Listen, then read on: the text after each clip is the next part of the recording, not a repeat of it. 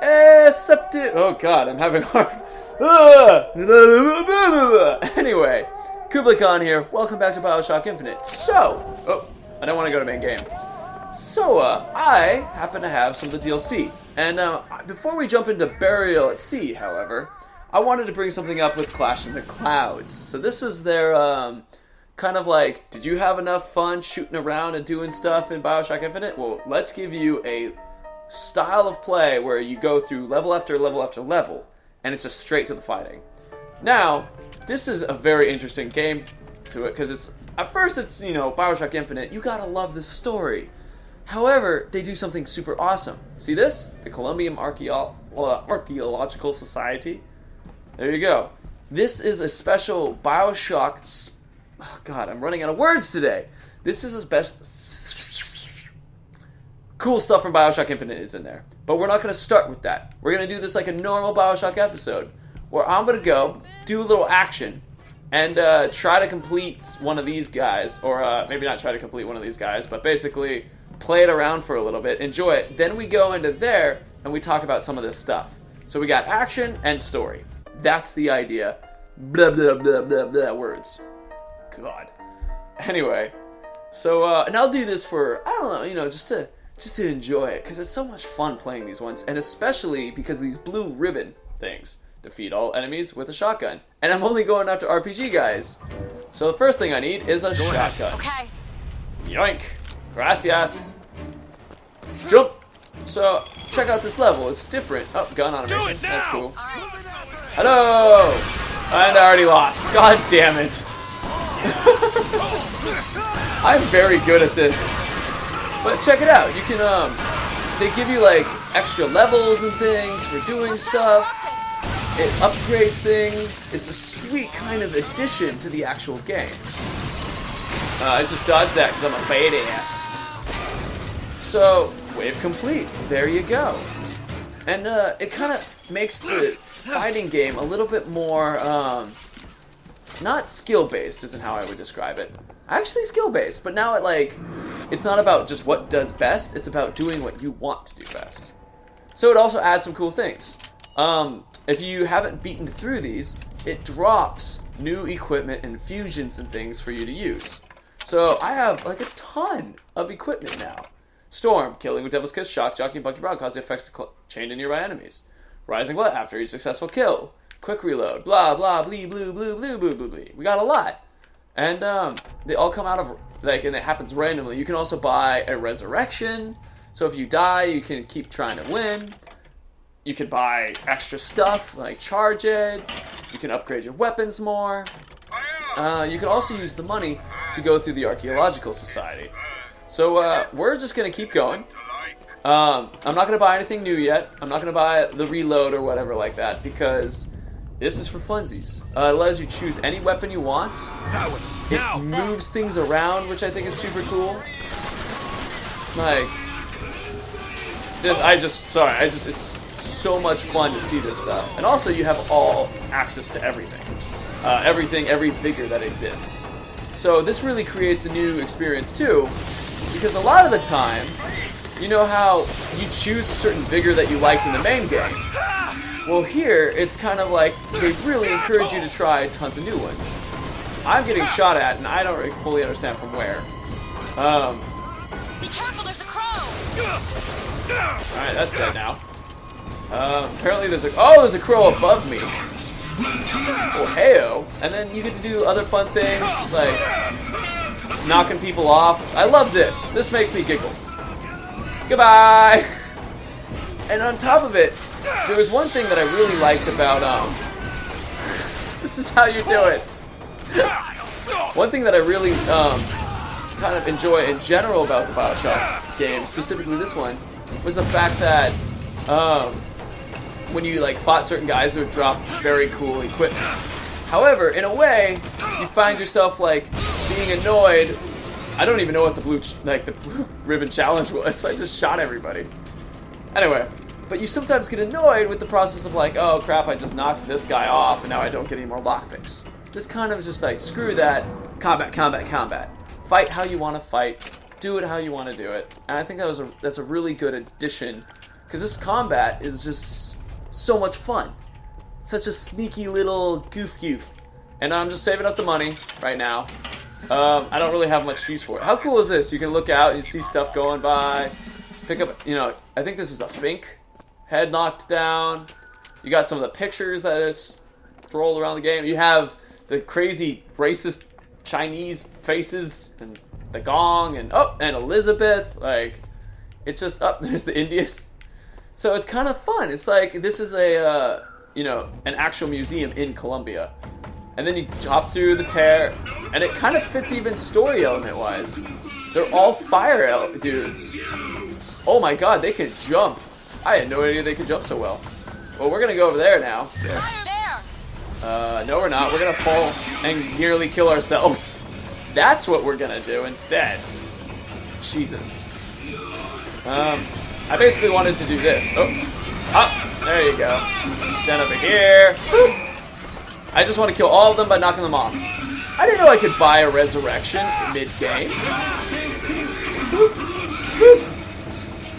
Oh, another one for you. Okay. Boop. Oh, he hit the lamp. There you go. You don't get as many points for free fall, but it is cool. Come on over. Come on over. I'm just one at a time. There you both are. Nice to see you. And look at their artwork. That's really sick. Like, these are really well-designed people. Oh, that's the last guy. Bye! I lost the challenge, but that's okay. I got to make everybody float and just knock them off. So, the time is also meant for, picking stuff up. Not rubber band guns and cool masks, but, like, when you pick up... Oh, kill damage enemies with bigger traps. That's cool. I haven't really spent a lot of time trying to successfully do these blue ribbons because they're fun, but sometimes it's not as much fun. You just happen to not like what it is. Yeah, anyway. I don't know though if it increases or decreases, gives me more infusions or armors and stuff. So anyway, we got a bunch of hailfires, and I guess we'll just actually we'll make birds do this. There we go. Shoot you, shoot you, shoot you, and shoot you. Oh, I didn't even notice you over there. I'll reload my bullets. Oh, I missed. There we go. Shoot you. Oh, they're still getting hurt because the birds are being awesome. Now you're dead. And now you're dead. More birds for you. One more bullet, and I'll reload. And so birds are just as damage over time kill. I didn't know that was a thing. Shock jockey plus... Oh, wow. You're just reaping in the monies. Need more time. Uh-oh. I just shot Dimwit in the leg. But yeah, it's just and then, you know, we get to experiment with other weapons that we wouldn't use as much. You know, which is a pretty fun new way to do it, too. So I like it. Also, it adds some pretty cool things where it's like, since the levels all float, they technically move everything around, so each level feels a little different. Sometimes you have the skyline, sometimes you don't. You know, complete the wave in under 45 seconds. I wonder if I'll be able to do that one. Here, let's give it a shot. So, but with this, here, let me check that. Actually, not checking the timing yet. Oh yeah, now we have a skyline. We have 45 seconds to do this if I want to win. We're gonna put the decoy in, and or how about mosquito? Open it. Done. See, I don't know where anybody is. Watch out, sniper! Sniper, eh? You mean that one? Boop. And jump. Okay. Another sniper. Jump. Another sniper. Another sniper. So there would also be like a challenge for this, like kill as many people as you can. Oh, so close. Kill as many people as you can just with skyline strikes or something. And I've never done it this way. This way is kind of fun. And I'm just going after everyone. Hey, let's put the decoy out. That's funny. Anyway, so I honestly, a lot of people brought up that, you know, this is kind of like a disappointment of a mode because you know, this game is all about story, and suddenly they just have this combat thing. but there's a lot of story kind of hidden around in here. And I really enjoy that. I find that lovingly playing some of this commentary. I'm checking my timer. There we go. Because I especially want to check it. Because guess what? We have this cool, like, museum to check out and things. So how about we try out one more, because there's a handyman, and those are always super fun fights. And then we're going to go check out... Heyo! Boop. How did that feel? Boop. How was that, huh? Boop. Holy poop. Oh god, falling again. Ow! Okay. Yeah. Time to run. Where'd he go? Oh! Hi! Oh man. You know, how... Let's see. I have fully leveled up, like, sniper rifle and hand cannon and stuff like that. Oh god, now I feel so slow and endangered running around on the ground. Nope, can't do it yet. Jump! So, I have something that I want to bring up. You hear the handyman talking, right? And he's like, get off that thing, why are you doing this? And so I wonder if handymen are actually aware of what's going on around them. Like, think about it. They are these poor guys. Alright, I'm gonna get up here. So I want him to electrocute this. Alright, there we go. Because I'm supposed to kill him when he's doing this. Sorry. Yeah! Challenge complete. I'm pretty proud of that. Boop, little jump. I wonder if this will give me some new stuff. Because so far, I haven't really had any new equipment or infusions or anything. Kill 5 enemies with undertow? Psh, I'm all over that. Oh, look at that reload speed. Oh, I can't shoot in here. I was trying to. There we go, hand cannon. Can't shoot. Okay. I think that's, I kind of want to do one more. I was having a lot of fun with these. Yeah, we'll do one more. And then we explore the museum and we discuss its awesomeness. And that'll be really fun. Worst case, right when it says, I'll do one more, it'll just go bloop, and nobody will see a thing. Okay. But I mean, look how different this one is. It's, how do I kill people with undertow when they're all the way over there? Oh, here we go. Woo! Jesus Christ. Let's get a couple of these. Oh, there they go. Oh, we need to bring this one back. And over that way. There we go. Hey, challenge completed. Rope-a-dope. That makes me feel good. Catch your salts. Boop. Gracias. Gone automaton. Thank you, Arthur.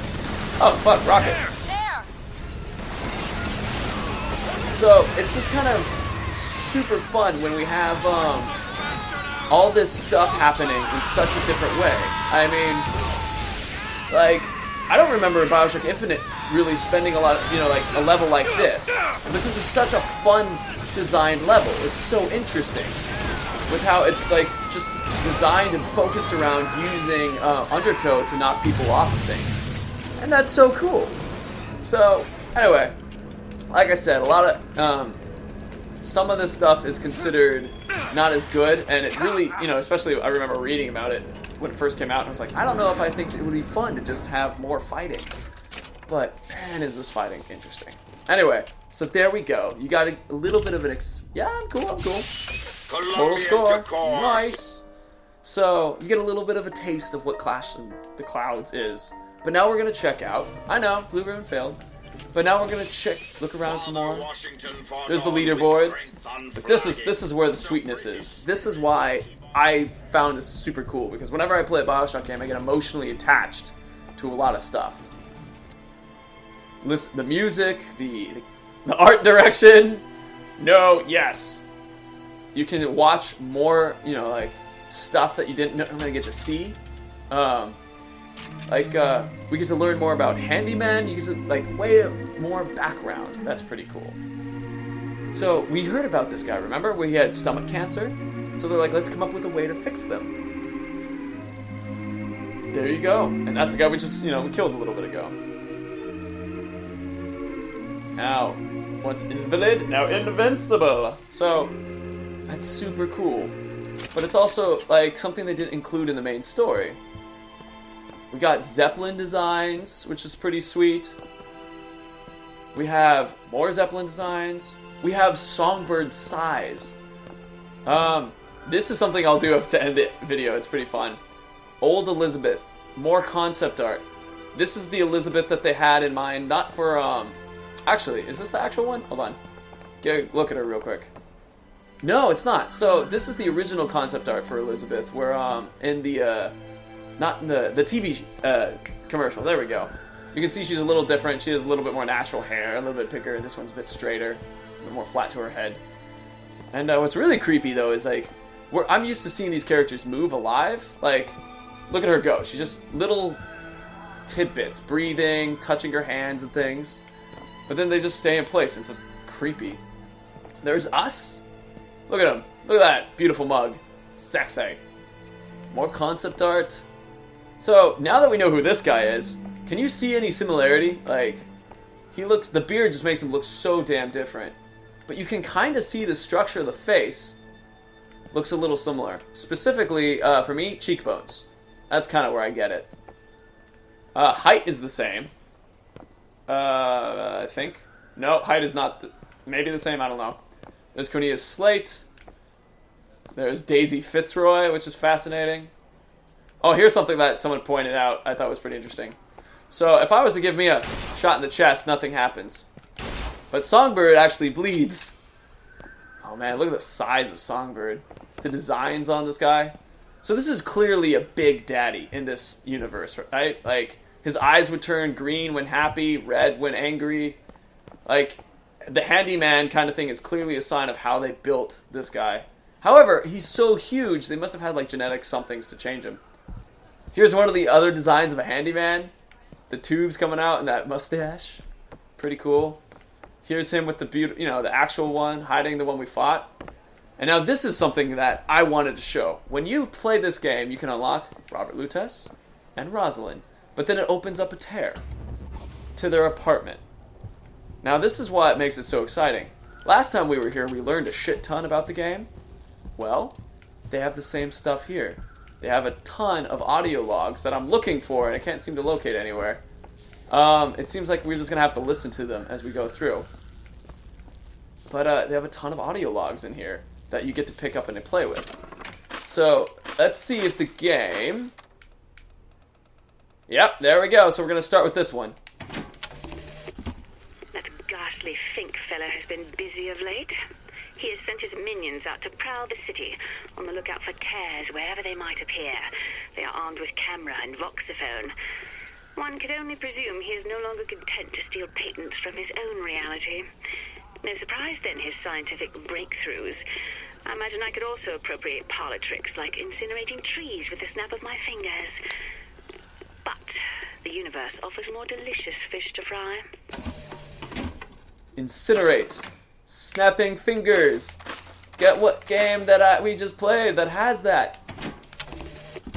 When I finally brought my brother through, he seemed to lack the capacity to square his own reality with this one. I suspected such a thing would happen, yet had no means to accommodate his distress. His behavior was that of the feeble-minded. He hemorrhaged nearly continuously from his nose. Naturally, I was able to transfuse him from my own veins and thus avoid catastrophe. In the end, it was music that proved therapeutic and grounded his thoughts. A middle C vibrates at 262 hertz, no matter what the universe. So that's what was happening to Booker. Like, remember they were the whole nose bleeding thing. So there we go. Sorry. Brother, I have told you many times that I encountered this particular Caesar before he crossed the Rubicon. When I met Comstock, he was little more than a preacher, able to move both members of the flock or members of Congress with equal dexterity. He believed in my work, and his influence bought the funds I so needed. And if he wanted to use tears to play prophet, that was his prerogative. But at some point, the man became incapable of distinguishing his performance from his person. I sit in judgment.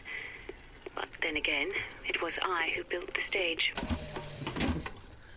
It's fascinating to hear her opinion on this stuff. Better father. Fink's bird is a repulsive creature. But I suppose a prison needs a guard. What surprised me is not how the girl has imprinted upon the monster. After all, one might observe a baby chimpanzee accept a wire replica for its mother. But I did not expect the brute to be capable of forming an attachment in return. Perhaps it could prove a better father to her than the two she has known. Big Daddy, little sister, totally. This evening, on my way back from supper, my theory became reality. A spontaneous tear had opened in the market district, emitting both sights and sounds. I observed what I could only imagine to be some future version of Columbia. Though familiar, strange red flags with a small yellow icon flew from her rooftops.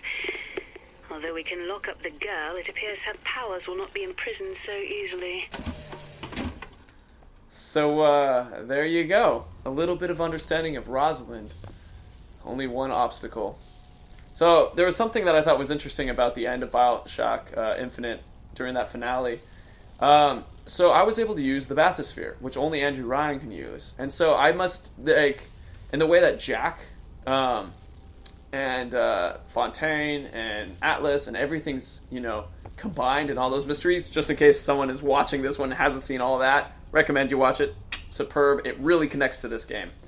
But clearly Bioshock is connected. The same thing with the lighthouse. And also, if you think about it, we can probably figure out that Booker is Comstock, like we know from the very beginning. Because, I mean, check it. He's able to use this flying device that I don't know if anyone else could use unless they were him. But the same way with, you know, the Andrew Ryan thing and the bathyspheres. And if smoking kills. And if anybody needed to kind of have a finishing touch about like how Bioshock Infinite and the first Bioshock are really connected to one another, that Vigors are actually just a form of plasmids, that Songbird and Handyman are a form of Big Daddies, that Elizabeth, if you like look at the ways that the little sisters are dressed, with the blue and the brown hair and kind of stuff like that, and the fact that you trying to save these girls, how similar it is to all that. Here's the final little bit. Do it. On it.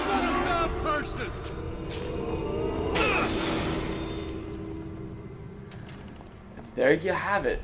A final little click. I mean, if it wasn't clear. Plus, Burial at Sea is, you know, a thing. I'll be making that soon. So anyway, dudes, it was a pleasure playing with you today. I really like Clash of the Clouds. I wanted to bring a little love to it. Anyway, so if you liked what you saw, please leave a like. If you want to see more, subscribe. And if you have any ideas on connecting everything, like the whole Andrew Ryan, Comstock, Booker, Jack line and stuff, kind of could be fun to figure out. Anyway, there's a little kid in the middle of the screen kicking water. It's the first level. Crazy. Anyway, see you later, dudes. Bye.